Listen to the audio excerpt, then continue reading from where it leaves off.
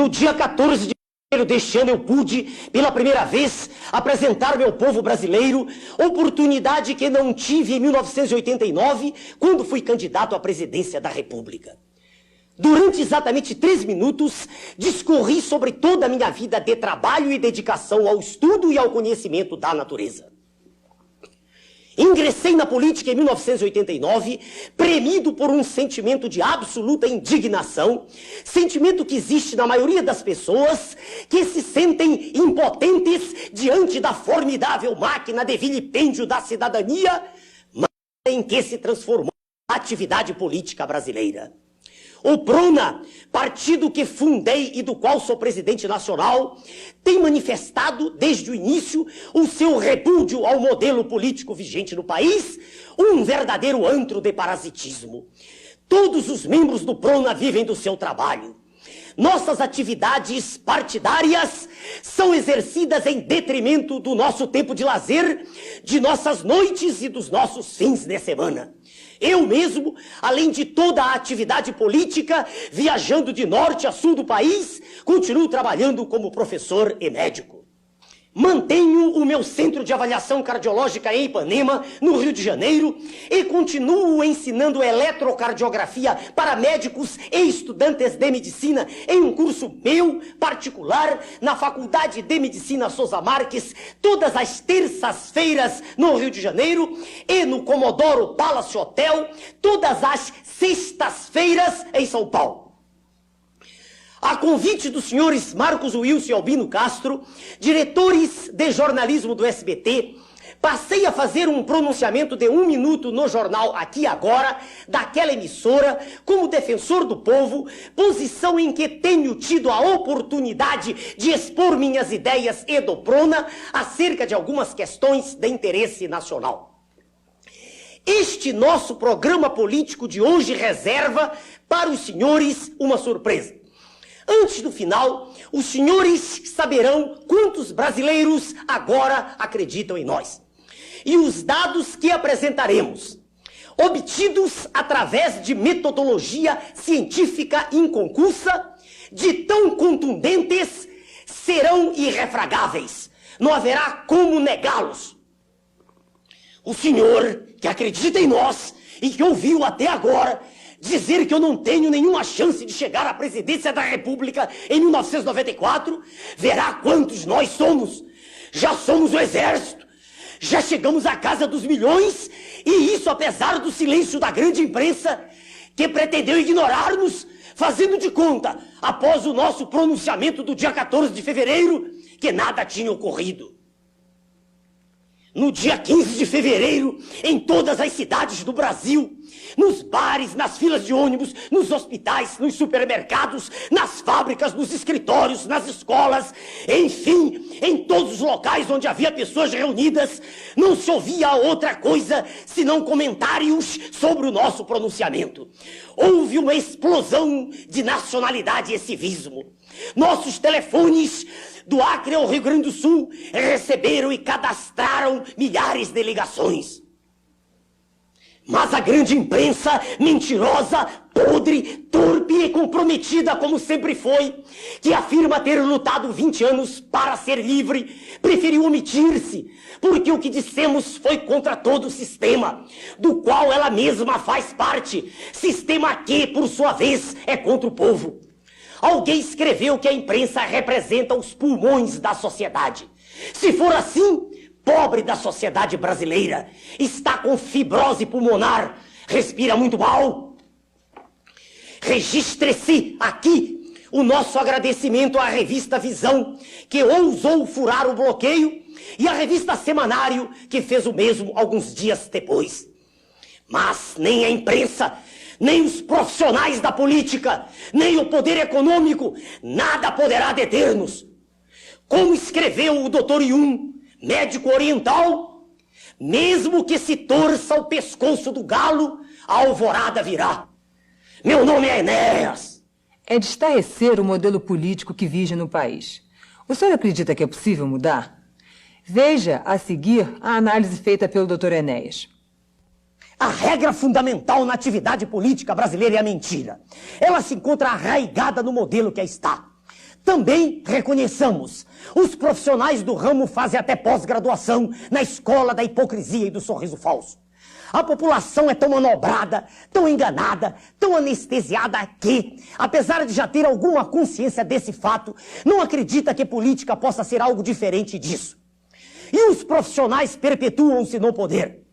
Quando novos elementos são eleitos, como para chegar lá fizeram acordos com os veteranos, são batizados, tal como os neófitos de uma seita hedionda, no ritual macabro das regras de um convívio imundo e, mergulhando na expurcícia da conivência silenciosa, afundam no charco da ignomínia, no pântano da desonra e no lodaçal podre e miasmático da falta de vergonha.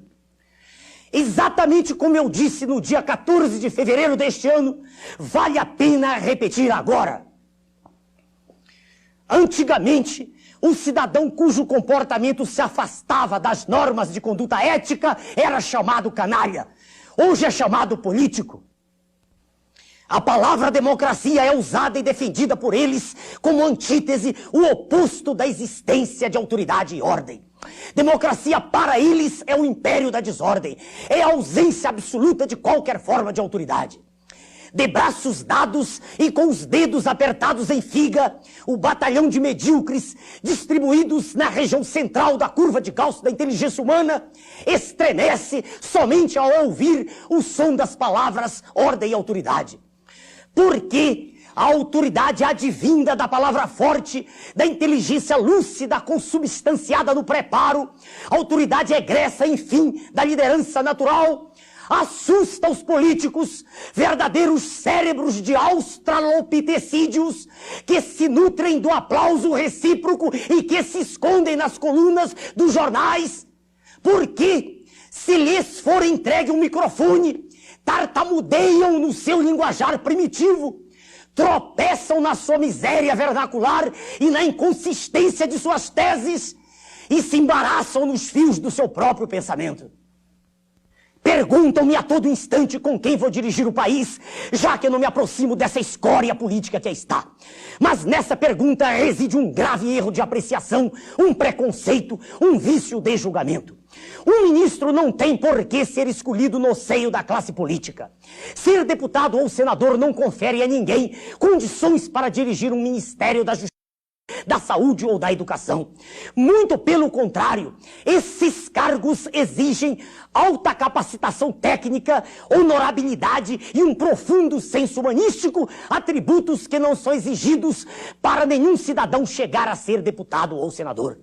O Brasil possui milhares de pessoas com essas qualidades, muitas das quais já estão se aproximando de nós, e algumas delas os senhores conhecerão no decorrer deste programa.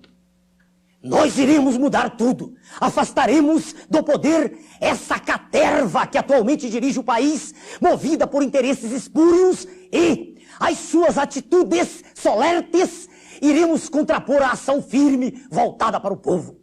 O Congresso, por não lhe restar opção, sob pena de uma execração nacional, curvar-se-á ante o exemplo do executivo competente. Meu nome é Enéas. Uma palavra que está muito em voga é parlamentarismo. O Dr. Enéas entrevista agora o Dr. Jorge Garcia Leite, advogado, presidente do PRONA em Petrópolis, Rio de Janeiro, e vice-presidente nacional do PRONA. Dr. Jorge, está havendo por aí uma gritaria a favor do parlamentarismo. Como é que o senhor vê isso? Até hoje tem se falado no parlamentarismo somente das grandes potências da Europa, como a Alemanha e a Inglaterra. Mas ninguém se lembra de citar o exemplo da Índia, que vive sob parlamentarismo e é um dos países mais atrasados do mundo. Mas a Índia tem até bomba atômica, Dr. Jorge. É, mas em compensação observe a mortalidade infantil, que é inclusive maior do que a nossa, chegando a 96 por mil.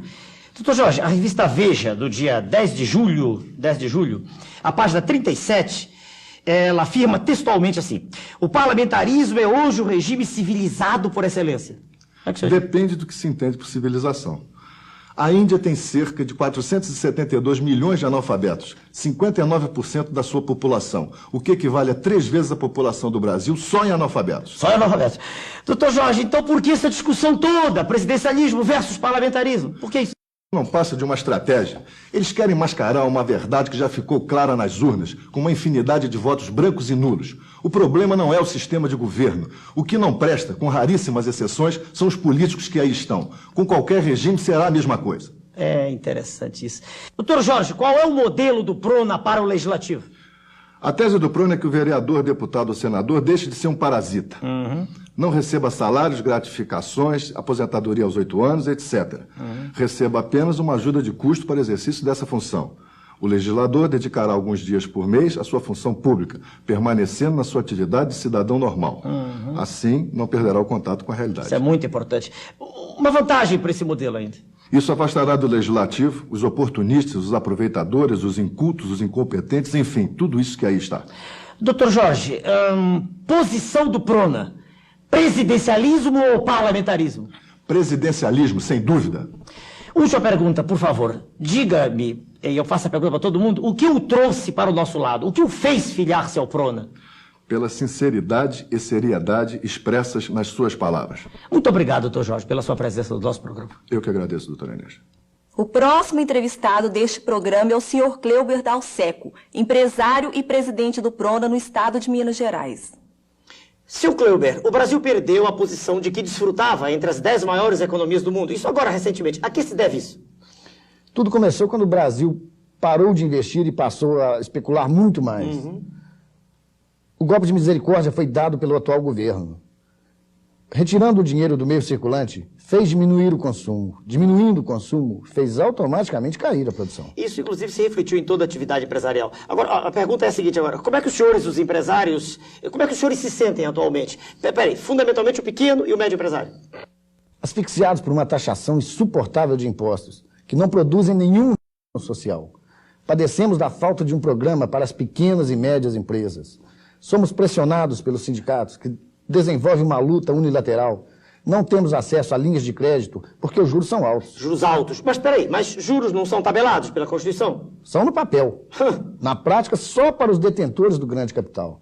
O senhor veja o exemplo dos usineiros, cuja dívida foi rolada por 10 anos com juros de 12%. Olha que eu estou dizendo, 12% ao ano, como reza a Constituição. Senhor Cleuber, vamos olhar pelo outro ângulo agora, pelo lado dos trabalhadores. Como é que o senhor vê os salários dos trabalhadores hoje em dia? Os salários são desumanos, são horríveis, execráveis. Mas espere, por que os senhores não pagam salários melhores? Nós não temos condições de pagar salários melhores. O empresário tem consciência de que o salário não é suficiente para proporcionar uma vida digna ao trabalhador. Não são os salários aquilo que pesa mais nos custos de uma empresa. Os tributos, sim. Os tributos consomem a maior parte de um total arrecadado. Quer dizer que...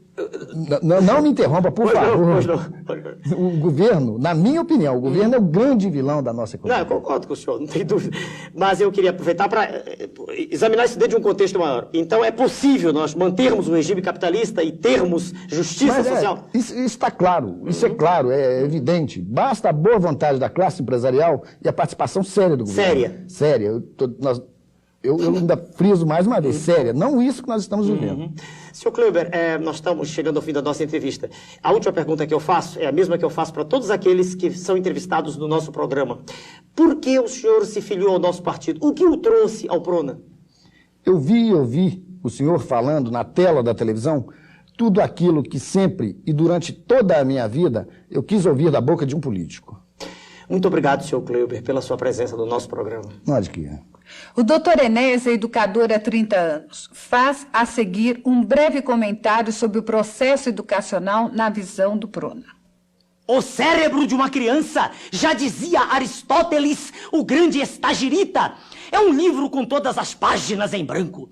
Cumpre nelas escrever com tinta indelével tudo aquilo que constituirá as vigas mestras de todo o seu aprendizado. Professores bem remunerados, bem preparados, adequadamente reciclados, portanto, boa qualidade de ensino e alunos bem alimentados. Isso não é nenhuma fórmula mágica. Para isto não é necessário nenhum prédio de concreto armado. Nós vamos restaurar a educação tradicional. Chega de discussões estólidas. Basta de experimentar teorias, geração após geração, criando legiões de semi-analfabetos em todas as áreas do saber. Meu nome é Enéas! A palavra do Dr. Enéas é forte. Sua mensagem de entusiasmo contagiou os jovens de todo o país. Apresentamos a seguir um pequeno trecho do programa Matéria-Prima da TV Cultura de São Paulo, em que o Dr. Enéas esteve a convite do jornalista Sr. Sérgio Groisman. A Adriana de Ribeirão Preto pergunta se o senhor é ateu. Não. Bom, primeiro a segunda resposta. Não. Não. Não. Não mesmo. Peraí, não. Não. O professor Irapuan Teixeira é diplomado em Filosofia, Psicologia e História, com pós-graduação em Educação e Antropologia Filosófica. É o presidente do PRONA no estado do Rio Grande do Sul. E, com ele, o Dr. Enéas discute, agora, a crise da universidade brasileira. Professor Irapuan, como está hoje a universidade no Brasil? Como todas as instituições no Brasil, a universidade está falida. A chamada democratização do ensino foi uma destruição maquiavélica, proposital, daquilo que havia de melhor no ensino brasileiro. Por outro lado, a Universidade Federal, funcionando somente no horário diurno, não atende ao cidadão que trabalha. Esse cidadão é obrigado a custear seus estudos na universidade particular, que funciona à noite. Resumo, Universidade Federal é para rico, pobre não tem chance. Nunca. Professor Irapuan, como o senhor vê essa tendência atual de que se fala tanto de entregar todo o ensino universitário, a iniciativa privada, fazer o ensino universitário sem ensino pago? É profundamente imbecil e reflete ignorância específica da história da ciência e da humanidade a tese de que o ensino universitário deva ser pago, porque a ele só chegaria a elite e ele só serviria para os privilegiados conseguirem emprego com maior remuneração. Mas há um aspecto aí, a universidade serve para formar doutores, que vão ganhar mais. A universidade não existe somente para ensinar, não serve só para formar doutores, ela é e não pode deixar de ser o centro da pesquisa básica. Será que a população sabe disso? O que a população precisa saber é que, com raríssimas exceções, as grandes descobertas da ciência, que melhoraram as condições de vida do homem no planeta, só foram possíveis graças à pesquisa básica. Então é importante investir na pesquisa básica. É investir no futuro, é investir no bem-estar e no progresso de toda a sociedade, no benefício de todos os cidadãos. É essa a função social da universidade, importantíssima. Professor Irapuan, e os nossos pesquisadores, quem são? Quem são as pessoas que fazem pesquisa? A pesquisa científica é feita com os melhores sérios. Muitos, as dezenas, estão indo embora do Brasil porque não existe nenhum estímulo à ciência, à pesquisa científica nesse país. Veja o caso, um deputado estadual, semi-analfabeto, do seu estado, Rio de Janeiro, quanto ganha? O Jornal do Brasil citou há poucos dias cerca de 4 milhões de cruzeiros. 20 vezes o que ganha um professor universitário. Terrível. Professor Irapuan, o que foi que fez com que o senhor se aproximasse de mim? Eu o conheci em São Paulo no programa do Jô Soares. Entretanto, não foi possível avaliar precisamente o que verifiquei depois. Um cérebro privilegiado.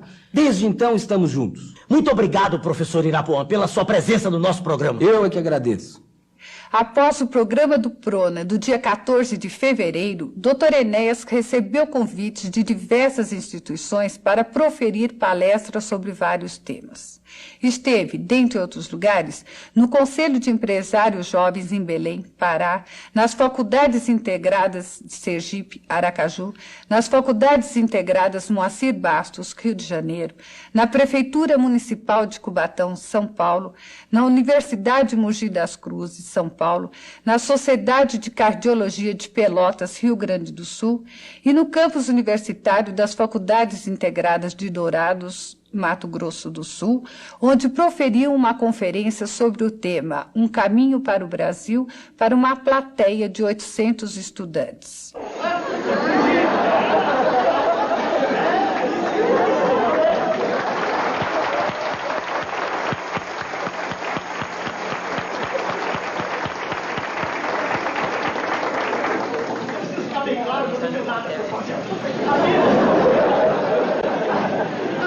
Nossa próxima entrevistada é a presidente do PRONA em Santos, São Paulo. A doutora Diva da Silva Nascimento é médica, especialista em medicina nuclear pela Universidade de São Paulo e pela Universidade de Heidelberg, na Alemanha. Tem também curso de especialização em saúde pública pela Faculdade de Saúde Pública da Universidade de São Paulo e é atualmente diretora de saúde da Prefeitura Municipal de Cubatão. É com muito prazer que nós a recebemos no nosso programa. Doutora Diva, o que é preciso para nós acabarmos de uma vez para sempre com essas filas de pacientes em hospitais, ambulatórios, etc.? com a integração dos 3 níveis de atendimento: posto de saúde, ambulatório de especialidades e hospital. O paciente vai direto ao hospital porque pensa que será melhor atendido. Não, bem atendido será o paciente no posto de saúde onde ele já deveria estar cadastrado, o mais próximo de sua residência. Se necessário, aí sim será encaminhado para o nível de maiores recursos de posse de sua ficha de saúde. Não é assim atualmente? Não. Veja, por exemplo, o hipertenso, já cadastrado em seu posto de saúde. Numa emergência, ele procurará um pronto-socorro que nada sabe de sua doença. Repete todos os exames. Tudo de novo. E, se necessário internação, fica rodando atrás do hospital. O que falta, então, para se fazer essa integração? Falta vontade política para tornar a reforma sanitária objetiva em conteúdo. Por enquanto, só mudaram as siglas, AIS, depois SUDES e atualmente SUS. Alguns municípios já efetuaram a integração e já se preocupam com a reforma sanitária, isto é, a saúde vista de uma maneira mais ampla. Por exemplo, alguns, a senhora pode me dizer, já fizeram até saneamento básico, então? Sim, alguns já fizeram o saneamento básico. Alguns têm a vontade, mas não têm a verba. Outros nem a vontade, nem a verba.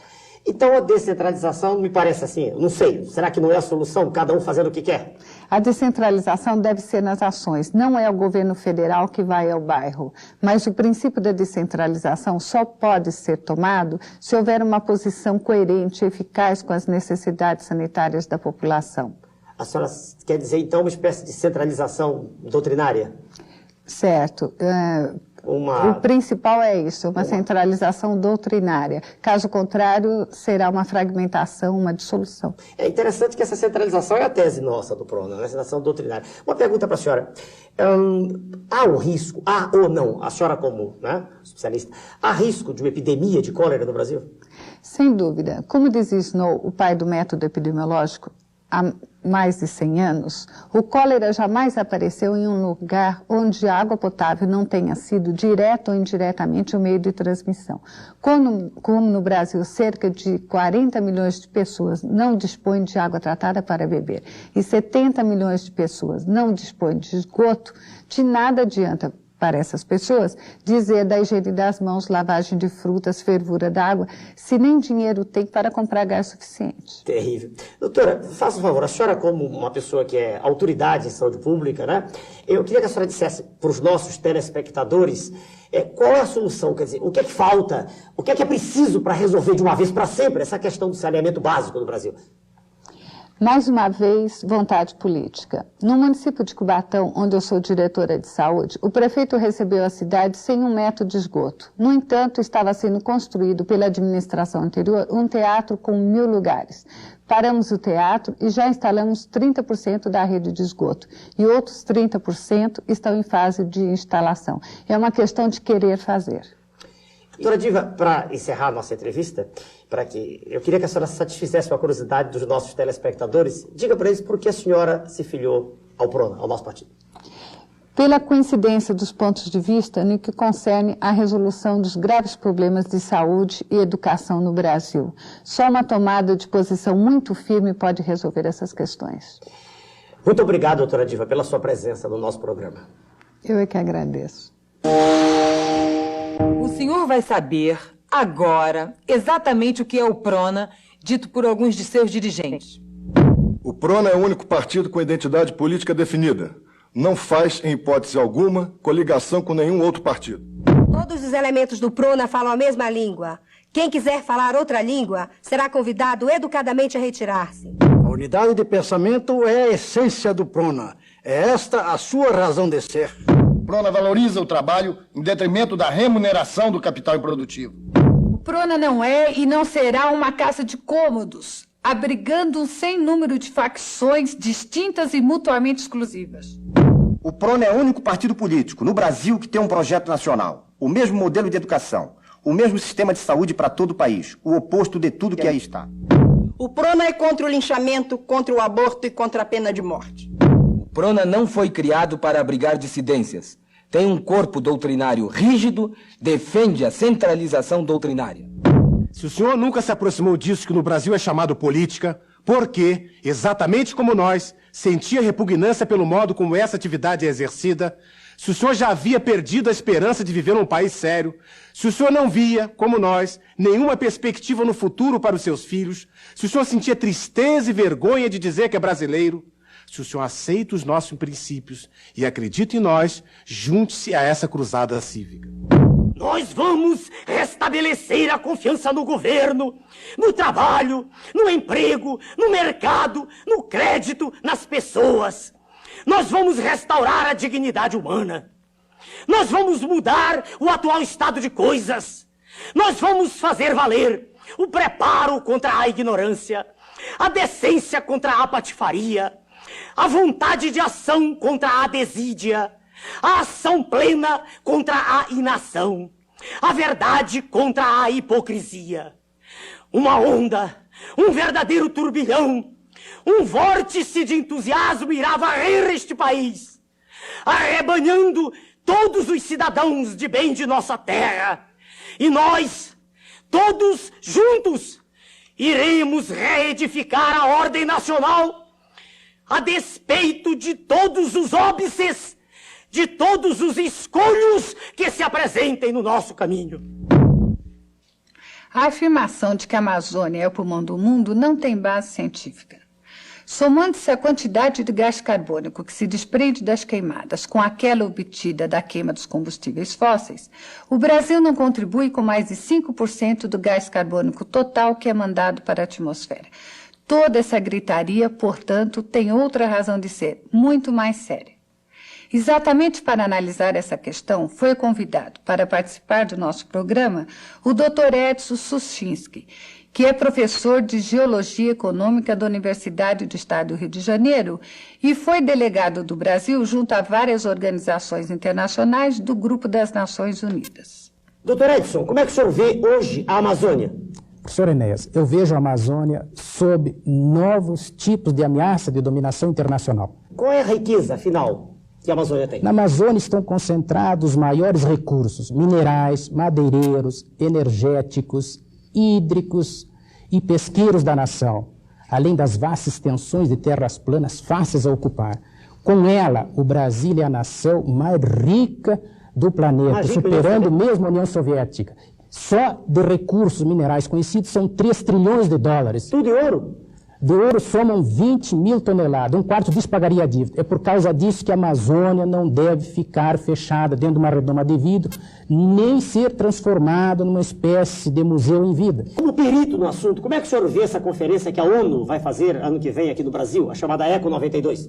Professor Enéas, houve aí uma falha política e diplomática do Brasil por ter atraído para cá tal tipo de conferência e de fórum de decisão. Aceitamos ser o bode expiatório de uma questão ambiental com a qual quase nada temos a ver, porque consumimos menos de 2% da energia mundial. O desastre global maior pertence às nações industrializadas, que com a ECO 92 passarão a exercer um novo tipo de controle internacional sobre o Brasil, travestido aí talvez até um novo colonialismo. Importante também é dizer que a Amazônia talvez vai entrar em xeque com essa mesma conferência. Doutor Edson, isso é muito sério. Uma questão agora que todo mundo está perguntando. Qual é a proposição do senhor em relação à nossa Amazônia? A prioridade máxima deve ser para um grande programa de profilaxia contra as endemias. Só em termos de malária são mais de 500 mil brasileiros por ano que são aí atingidos. Doutor Edson, foi uma honra tê-lo no nosso programa. Eu que agradeço, professor Enéas. No próximo bloco, o Dr. Enéas define a posição do PRONA para as eleições de 1992. Como é notoriamente sabido, a República Federativa do Brasil só existe no papel. Na prática, o Brasil é um Estado unitário. Prefeitos e governadores dependem muito, em sua ação pública, de verbas do governo federal, o que exige o chamado entendimento político. Na verdade, uma asquerosa troca de favores. Quando o PRONA dirigir a nação, acabará, de vez, a distribuição de verbas por interesses políticos. Não terá a menor importância, para nós, o partido a que pertence este ou aquele prefeito, este ou aquele governador. Cada unidade receberá aquilo a que tem direito em função de sua necessidade. Haverá um plano de metas, único para toda a nação. E a população, sensibilizada pelo exemplo do poder central, aprenderá a exigir dos seus dirigentes o cumprimento desse plano em todos os níveis. Como atualmente não é assim, como cada prefeito faz o que quer com o dinheiro que recebe, não existindo nenhum projeto nacional para coisa nenhuma, o Prona não vai correr o risco de eleger um prefeito em alguma cidade e depois ele não querer ou não poder fazer nada. É, assim, uma decisão da Comissão Executiva Nacional do Prona, decisão irrevogável, que o nosso partido, em 1992, não apresentará candidatos ao cargo de prefeito em nenhuma cidade. O Prona começará a reedificação da ordem nacional a partir de 1994. Meu nome é Enéas. Nos próximos minutos, o presidente do nosso partido, Dr. Enéas, mostra a deterioração dos costumes que está ocorrendo na sociedade brasileira, antecipa suas previsões e aponta as soluções que urge sejam tomadas. É a tônica atual dos meios de comunicação no Brasil mostrar em seus programas, suas novelas, a vitória da patifaria, o sucesso do mau caráter, a importância do vale-tudo para vencer na vida. A tese defendida por eles é que essa é a realidade social e o papel da imprensa é mostrar essa realidade. Mas os donos e profissionais dos meios de comunicação esquecem-se de que a sociedade brasileira não é constituída, em sua maior parte, de patifes. Muito ao contrário, a maioria da população é formada de pessoas de bem, que trabalham e que gostariam de ver bons exemplos na tela da televisão, para reforçar os ensinamentos de virtude, formação de caráter que, apesar de tudo, ainda tentam transmitir aos seus filhos. A coisa é tão séria que muitos adultos já têm dúvida, já se perguntam da validade de ensinar aos seus filhos princípios de decência e honestidade. Mergulhados, todos nós, na sânie do noticiário de uma imprensa abjeta, que põe na primeira página o sequestro, e raríssimas vezes fala de uma ação nobre, porque para ela isso não é notícia. Perguntamo-nos, num sentimento misto de estupefação, raiva e tristeza, que caminhos impérvios devemos percorrer para reencontrarmos, todos nós, o ideal de conduta humana que, todos sabemos, reside nas regiões mais recônditas, mais absconsas do ser, no âmago, no cerne, no imo de cada um de nós.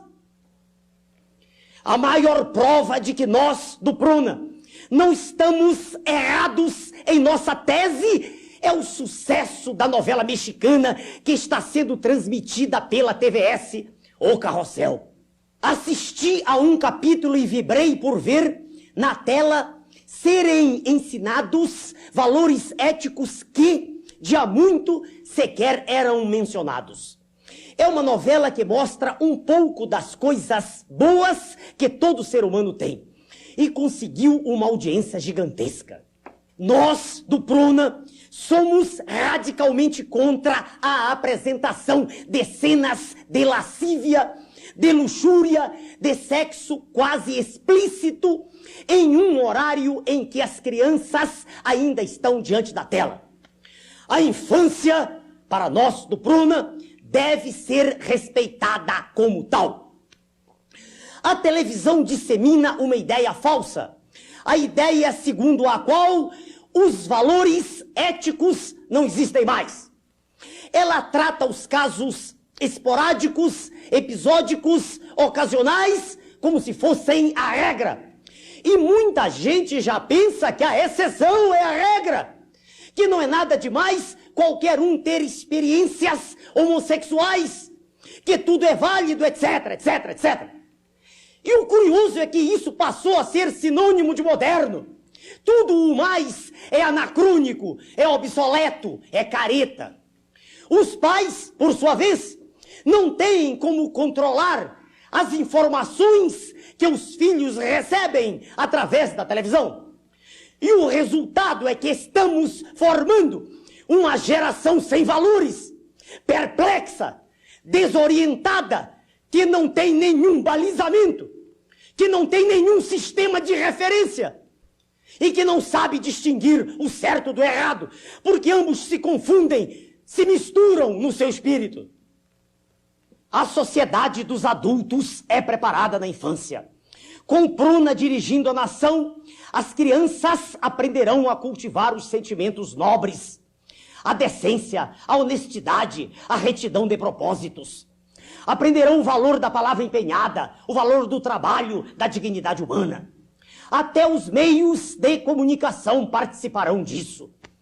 Serão ensinados às crianças os princípios de civismo que irão norteá-las em toda a sua ação futura. O respeito à vida, aos mais velhos, aos semelhantes, à autoridade constituída. O respeito à lei, à ordem, à disciplina, à língua, aos heróis da pátria, ao patrimônio público, à bandeira e ao hino nacional. Só assim, respeitando a nação, os jovens poderão amar sua pátria.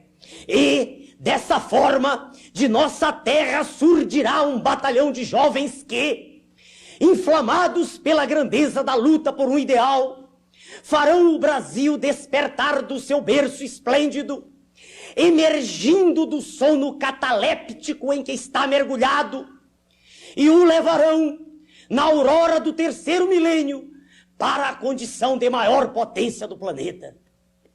Meu nome é Enéas. No próximo segmento, o presidente nacional do Prona examina o papel constitucional das Forças Armadas e levanta uma questão de importância nacional. Um dos papéis que a Constituição confere às Forças Armadas é a defesa da pátria, do território nacional. Não se tenha a ingenuidade de pressupor que já se pode, no mundo atual, prescindir delas. Veja-se o exemplo recente da guerra do Golfo Pérsico, que começou com a invasão de um pequeno país. O Brasil tem dimensões continentais, detendo uma riqueza no seu subsolo que o faz o país mais rico do mundo. Daí porque existe tanto interesse das grandes potências no nosso território.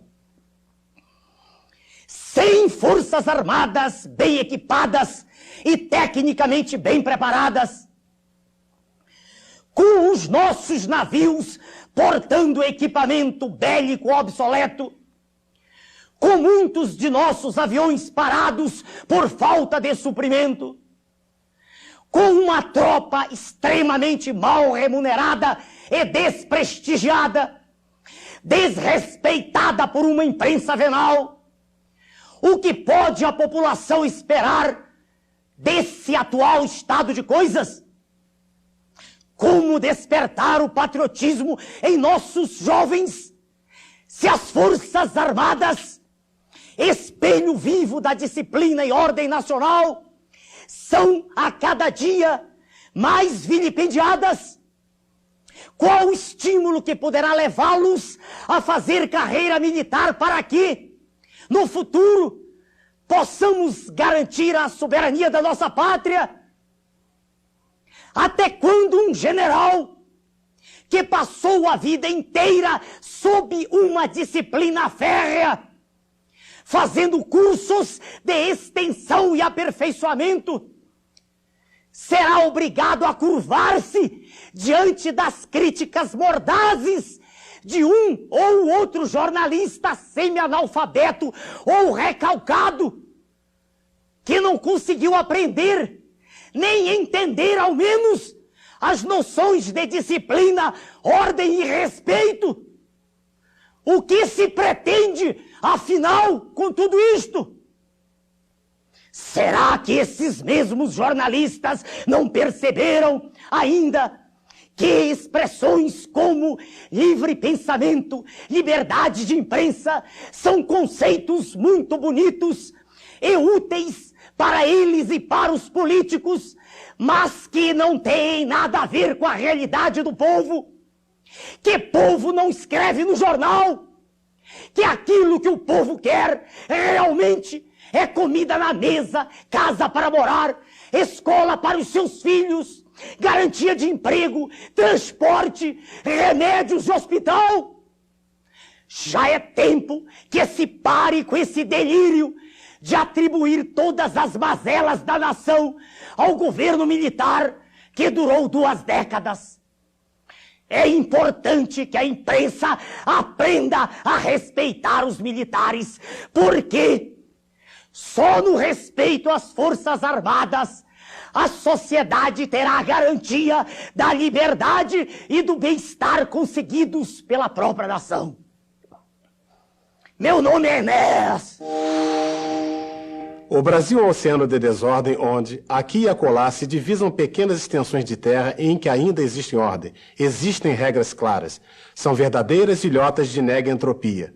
Um exemplo é o Instituto Tecnológico da Aeronáutica, o famoso ITA, em São José dos Campos, onde o Dr. Enéas proferiu uma conferência em março deste ano na disciplina de Estudos de Problemas Brasileiros.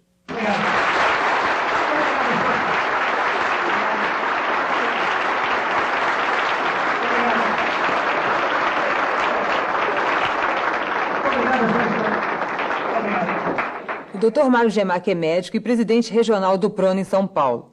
Ele examina a seguir o desaparecimento da ordem jurídica no país. Doutor Mário, nos 2 programas do nosso partido, naquele do dia 14 de fevereiro e neste de hoje, nós fizemos questão de caracterizar, de documentar uma gigantesca onda de desordem assolando o nosso país. A que se deve, afinal de contas, toda essa desordem? Doutor Enéas, isto se deve a um único fato: ao desrespeito à ordem jurídica. Doutor Mário, dá para desenvolver um pouquinho isso? É possível? É possível. A ordem jurídica é a viga mestra de toda e qualquer sociedade em torno da qual tudo mais deve se ajustar. Se nós pretendemos no Brasil uma mudança radical da nossa sociedade, nós devemos partir do princípio do respeito à lei e à ordem. Muito bonito, doutor Mário. É possível agora sintetizar isso numa frase só? É possível? Sim. Por favor, então, para os nossos telespectadores. Nós queremos o fim da desordem. Muito obrigado, doutor Mário. Muito obrigado. Muito obrigado ao senhor, doutor Enéas. Muito obrigado. Agora, o senhor vai saber quantos nós somos. Após o dia 14 de fevereiro, dia em que o programa do PRONA foi transmitido para todo o Brasil em cadeia nacional de rádio e televisão, ao andar pelas ruas de qualquer cidade do Brasil, eu venho ficando cada vez mais surpreendido com as demonstrações de simpatia, com as saudações que eu venho recebendo de um número cada vez maior de pessoas. Para saber exatamente o que é isso que está acontecendo, nós decidimos fazer uma pesquisa em todo o território nacional. Consultamos um especialista, o Dr. Jacques Bisker, engenheiro com bastante experiência nessa área de pesquisas. Escolhemos 12 unidades da federação: o Amapá, o Acre, o Amazonas, no norte; Pernambuco e Ceará, no nordeste; Distrito Federal, no centro-oeste; Rio de Janeiro, São Paulo, Minas Gerais, Espírito Santo, no sudeste; e Paraná e Rio Grande do Sul, no sul. Mais de 100 pessoas trabalharam como entrevistadores, todas devidamente orientadas pelos presidentes regionais do PRONA para que se mantivessem no trabalho com o máximo de imparcialidade. Todos os resultados foram analisados pelo nosso colega, o secretário-geral do partido, o Dr. Lenine, que participou de toda a coordenação e agora vai transmitir isso para os senhores. Por favor, Dr. Lenine, para os nossos telespectadores. Pois não. Foram entrevistadas 11.566 pessoas no período de 1º a 10 de junho deste ano, em 19 cidades. 25% dos entrevistados viram o nosso programa em 14 de fevereiro.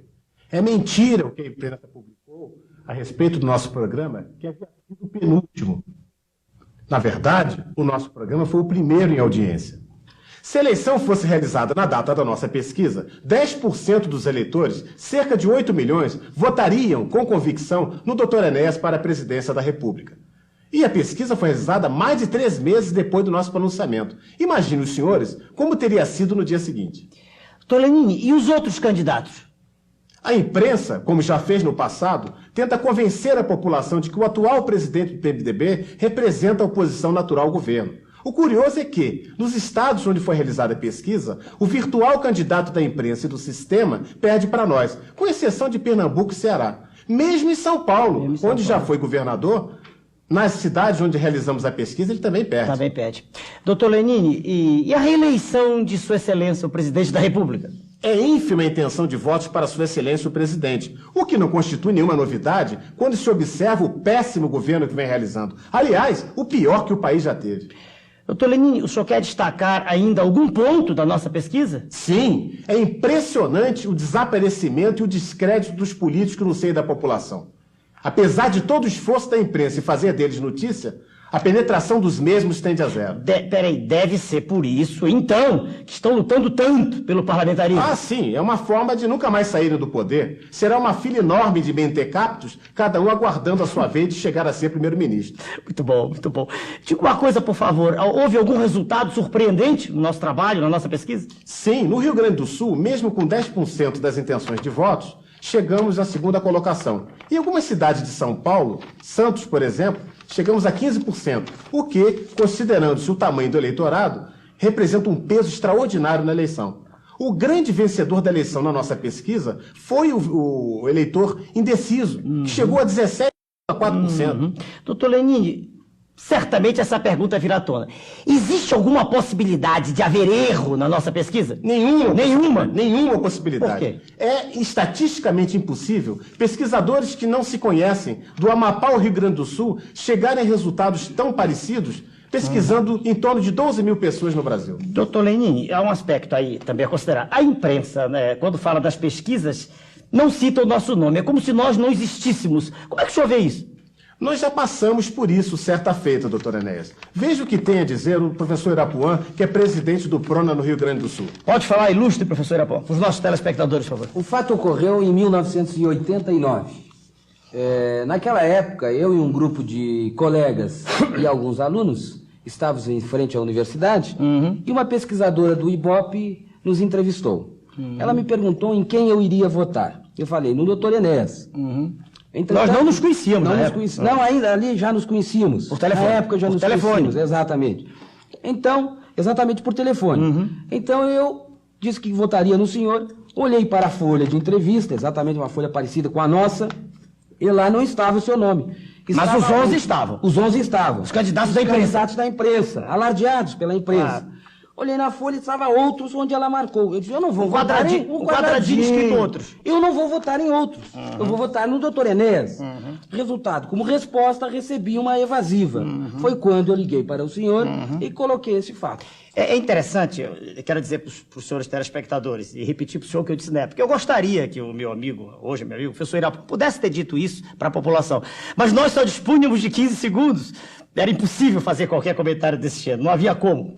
O que é curioso é que, quando as urnas foram abertas, e o senhor é testemunho, o meu amigo e a população, nos grandes estados, nas grandes unidades da federação, como Rio de Janeiro, São Paulo, Minas Gerais, no Distrito Federal, no Rio Grande do Sul e muitos outros estados, eu fiquei entre os 11 primeiros, o que mostra de modo categórico que estava errada a tese segundo a qual eu não devia estar ali, entre os 11. Só havia 11 preferidos.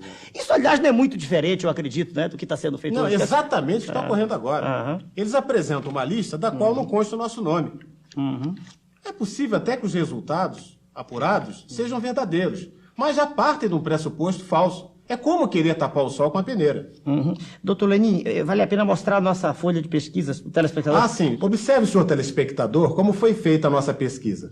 Aí estão os nomes de todos os prováveis candidatos hoje à presidência da República. Não omitimos ninguém. E é interessante lembrar que o único partido político que já definiu de modo claro, em cadeia nacional, o seu candidato à presidência da República foi o PRONA. E os outros partidos? Os outros estão aguardando os acordos, os apoios. As coligações. As coligações. As eternas coligações. As eternas coligações. Em 1989, com apenas 15 segundos, conseguimos 0,5% do eleitorado. Agora, em 1991, depois de termos falado em cadeia nacional de rádio e televisão, conseguimos 10% do eleitorado nacional. E em 94? Quanto seremos em 94, hein, doutor Enéas? Uma multidão nós esperamos. A imprensa, certamente, ficará calada como da última vez. Não está interessada, na verdade. Se estiver, mandará fazer uma pesquisa honesta, com o nosso nome incluído. Que a publique, mas não distorça os dados, se lhe restar um mínimo de dignidade. A pesquisa encontra-se à disposição de qualquer pessoa que nela esteja interessada. Agora, o senhor que, desde o início, acredita em nós, agora, finalmente, o senhor sabe que não está sozinho. Isto não é um sonho. Já somos, no mínimo, 8 milhões de eleitores no país. Qualquer coisa, dita ou escrita, diferente disso, é mentira. Meu nome é Enéas. Nos próximos 2 minutos, o Dr. Enéas mostra como está sendo feita a nossa campanha à presidência da República em 1994. Se o senhor está do nosso lado, apanhe, por favor, uma caneta e papel. A campanha do Prona para a presidência da República em 1994 começou no dia 14 de fevereiro. Naquela ocasião, eu afirmei que estava disposto a fazer anúncios comerciais como uma fonte de recursos. Fiz muitos. Anunciei materiais de construção em Brasília, em Franca, no interior do estado de São Paulo, material de escritório em Dourados, Mato Grosso do Sul, pneus em Belo Horizonte, calçados em São Paulo, artigos de cama e mesa no Rio de Janeiro. Esta disposição continua com a exclusão de cigarros e bebidas alcoólicas. Também fiz palestras indo a diversos pontos do país com a mesma finalidade, como já foi mencionado neste programa. Outra forma de colaborar é a doação mínima de 3.000 cruzeiros, feita sob a forma de um cheque nominal cruzado, a favor do Prona, a Rua Visconde de Pirajá, número 414, conjunto 603, CEP 22.410, Rio de Janeiro, RJ. Quem nos remeter tal doação receberá, como brinde, um adesivo como este. Agradecemos aqui a colaboração gratuita de todas as pessoas que trabalharam em nossa pesquisa e, em particular, ao senhor Eduardo Xavier, analista de sistemas, e ao Dr. Henrique da Silva, proprietário da Logitech Informática no Rio de Janeiro, que nos cedeu toda a infraestrutura que era necessária para a apuração dos resultados da pesquisa, passo fundamental para o crescimento da campanha. A conta nacional do Prona é 0013459-7, do Banco do Brasil, agência 0087. Nós somos humildes. Nós não temos orgulho. Agora, se o senhor quer colaborar, faça-o simplesmente porque acredita em nós. Aqui não existe troca de favores. O Brasil não será leiloado. Meu nome é Enéas. O Dr. Enéas, presidente nacional do Prona, encerra o nosso programa despedindo-se com uma mensagem de civismo a todo o povo brasileiro. Uma avalanche de inconsequências vem há séculos se derramando sobre a sociedade brasileira. Cresce o valor da iniquidade, estiola-se o valor do trabalho produtivo, vive-se uma época de desesperança que necessita, com urgência, de um exemplo político que possa reacender nas pessoas a chama da cidadania, do civismo e da confiança na pátria. Já é tempo que surja uma política voltada realmente para a sociedade que pretende representar e não dela desligada, lutando apenas os políticos entre si, numa ultrajante troca de favores que visam sempre e exclusivamente a manutenção dos seus privilégios, enquanto a comunidade assiste com tristeza ao desvanecimento dos seus próprios sonhos da construção de uma sociedade livre que pode caminhar para o futuro. O Prona conclama toda a sociedade brasileira à reedificação da ordem nacional. Nós vamos criar a era da convicção, a era da verdade, a era da decência, da dignidade, a era da confiança, do respeito, do preparo, da cultura, da inteligência, da ciência, do entusiasmo. Meu nome é Enéas. Meu nome está aí, na boca do povo. Em 94 vou voltar de novo. Meu nome está aí, na boca do povo. Em 94 vou voltar de novo. Todos me conhecem, volto pra ficar. Meu nome é Enéas, 15 segundos pra falar. Todos me conhecem, volto pra ficar. Meu nome é Enéas, 15 segundos pra falar. Meu nome está aí, na boca do povo. Em 94 vou voltar de novo. Meu nome está aí, na boca do povo. Em 94 vou voltar de novo. todos me conhecem, volto pra ficar. Meu nome é Enéas, 15 segundos pra falar. Todos me conhecem, volto pra ficar. Meu nome é Enéas, 15 segundos pra falar. Meu nome tá aí, tá, na boca do povo. Em 94 vou voltar de novo.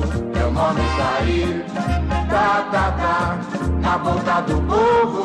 Em 94 vou voltar de novo. Todos me conhecem, volto pra ficar. Meu nome é Enéas, 15 segundos pra falar. Todos me conhecem, volto pra ficar. Meu nome é Enéas, 15 segundos pra falar.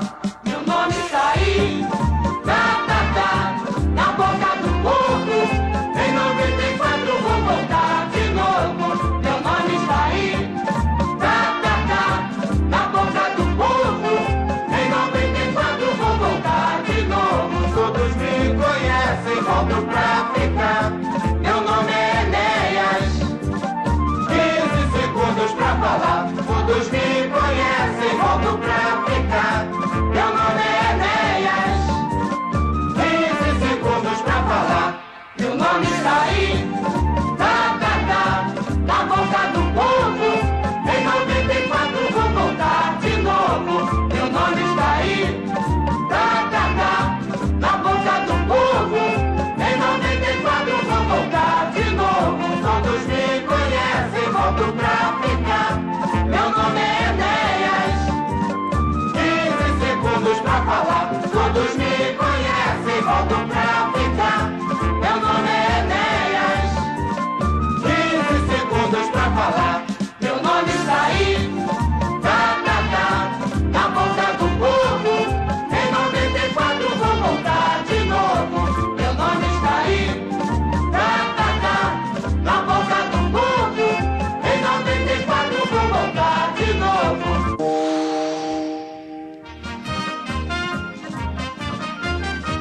Meu nome está aí, tá, na boca do povo. Em 94 vou voltar de novo. Meu nome está aí, tá, na boca do povo. Em 94 vou voltar de novo. Todos me conhecem, volto pra ficar. Meu nome é Enéas, 15 segundos pra falar. Todos me conhecem, volto pra ficar. Meu nome é Enéas, 15 segundos pra falar. Meu nome está aí, tá, na boca do povo. Em 94 vou voltar de novo. Meu nome está aí, tá, na boca do povo. Em 94 vou voltar de novo. Todos me conhecem, volto pra ficar. Meu nome é Enéas, 15 segundos pra falar. Todos me conhecem, volto pra ficar. Meu nome é Enéas, 15 segundos pra falar. Meu nome está aí, tá, na boca do povo. Em 94 vou voltar de novo. Meu nome está aí, tá, na boca do povo. Em 94 vou voltar de novo. Todos me conhecem, volto pra ficar. Meu nome é Enéas, 15 segundos pra falar. Todos me conhecem, volto pra ficar. Meu nome é Enéas, 15 segundos pra falar.